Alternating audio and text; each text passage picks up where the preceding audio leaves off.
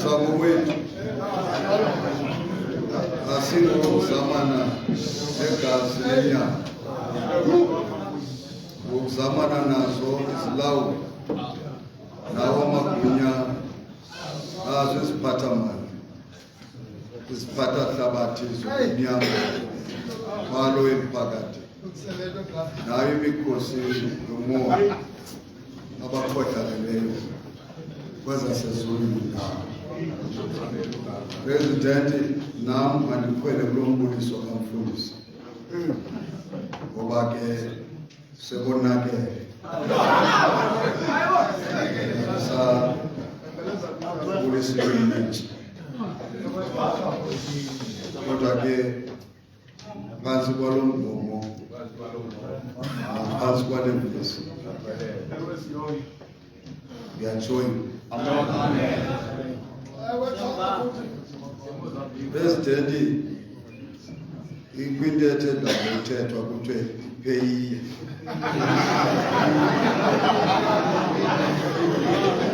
Ipeyiye. Akho ndikhoyo.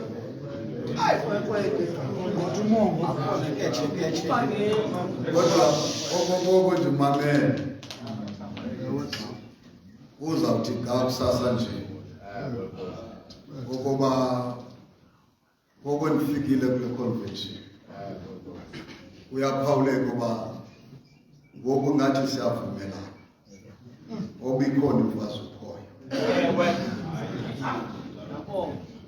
sonke ke ngoku apha ngathi siyavumelana ngoba kuthe kanti sihamba nje ikhona imfazi ukhoyo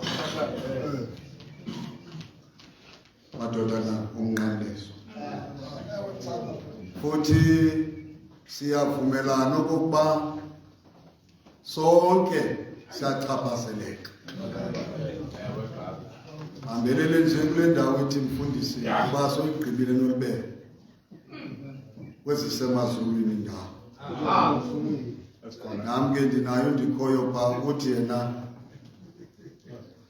kweziphakamileyo indawo ndibambelele nje kule ndawo njengendoda. Uyacaca uba ke kule mfazwe intlantsi zale mfazwe nathi siyasichaphazela sisemfazweni. Kodwa umpostile uza kuthi ngale leta yase-Efeso ubhala naye apha ebhalela abantu abangathi bayayazi okokuba basemfazweni. Kodwa umpostile ufuna ubana siyazi nature yale mfazwe oba le mfazwe sikuyo imfazwe njani. Ukwinto ethe kuthethwa kuthiwe akazi noba kubethwa baphi. Umpostile akafuna uba sibe ngabantu abangaziyo bakubethwa baphi madoda nomnqamlezo. Kodwa umpostile ufuna uba siyazi oba le mfazwe sikuyo yimfazwe njani ngamenде kaThixo ethandazayo ngoba kuyaphawuleka uba nyhani ikhona imfazwe kodwa imfazwe engabonwayo ngeliso lenyama ngoba phantse sonke apha sivumelana uba le mfazwe sikuyo yimfazwe yakwamoya ngoba umzamo wethu wayengokuzamana negazi nenyama kodwa ngokulwa nemimoya ekhohlakeleyo. Imfazwe sikuyo siyavumelana uba yimfazwe yakwamoya. Ithenye intwana phaa ekhaya xa ndibuza ngale mfazwe oba xa kuliwa phezulu kuthiwani pha emkhosini uthi i-aerial warfare khulwa kwam leya xa ibizwa imfazwe engabonwayo ngabantu abalapha ezantsi kodwa imfazwe echaphazela intlantsi zayo ezibafumanayo abantu abasezantsi ngamende kaThixo madoda nomnqamlezo ngoba ile mfazwe othi uhamba nje apha ezantsi ungayazi oba uyaliwa ziyanqoza apha entla kwakho. Ngamende kaThixo madoda nomnqamlezo ile mfazwe wayengayazi uJob. Ngamende kaThixo kanti uJob ehamba nje ungummandla kafayayo uyi-battlefield ngentla zikubisele ngaye. Ngamende kaThixo madoda nomnqamlezo niva uThixo akayinikezela ngaye esithi mthathe nami usesandleni sakho. Kanti uJob ehamba njapha imfunyelwe imfazwe angayaziyo angabe ikhona na. Madoda nomnqamlezo imfazwe engaziwayo engabonwa mntu kodwa imfazwe ekwasiphezulu indawo. Madoda nomnqamlezo umpasile ke ufuna uba siyazi obana imfazwe njani lena esijongene nayo. Madoda nomnqamlezo umpasile ufuna uba sazi obana what kind of enemy that we are facing. Madoda nomnqamlezo silazi utshaba esilwa nalo. Madoda nomnqamlezo uthi umposile ngamende kaThixo ethandazayo uthi umfundisa pha siyazi ukuthi umposile asilwi nabantu. Funeka ukuze uyoyisa imfazwe ulazi utshaba olwa nayo khebane. Ngamende kaThixo ethandazayo ungafani uba nje udubula uwesta ngebullet ulazi utshaba. You must know your enemy. Ngamende kaThixo uthi umposile utshaba esilwa nalo lolathi umbhali. Ngamende kaThixo lufana nengonyama egubayo efuna ubana ngamqwengayo. Yi-main enemy ethesimfondini uthi umposile. Ngamende kaThixo ethandazayo uthi umposile ngoba sazana notshaba.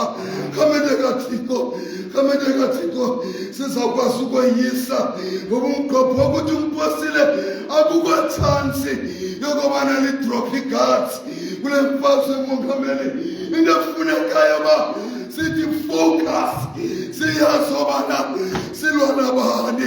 Ngamende kaThixo ngoba ikhona ikona yethu Jesi emanisitebisa ethi don't drop your guards ngoba emfazweni aziyekho isikhobo. Uthi umposile yomelelani enkosini ngoba amagqobhoka ahlala umelele.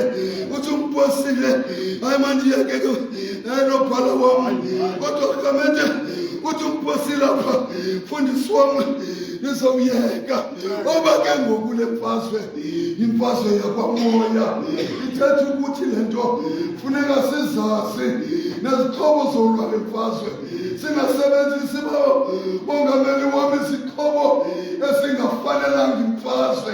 Ngamende kaThixo madoda nomnqamlezo ngoba le mfazwe inamaxesha osibhida siphuthaphutha esipokothweni ngoba kamente singayazi indlela emfazwe silwa ngayo. Yaphinda uPetrosi egeyithini. Ngamende kaThixo eGetsemane uthi umbhali akayazi imfazwe wakhupha iklele lelizwe. Uthi umbhali wasika indlebe yomntu wemuyesu ikomanda esilandelayo.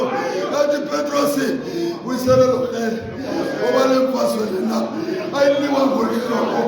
Le mfazwe lena imfazwe kwamoya.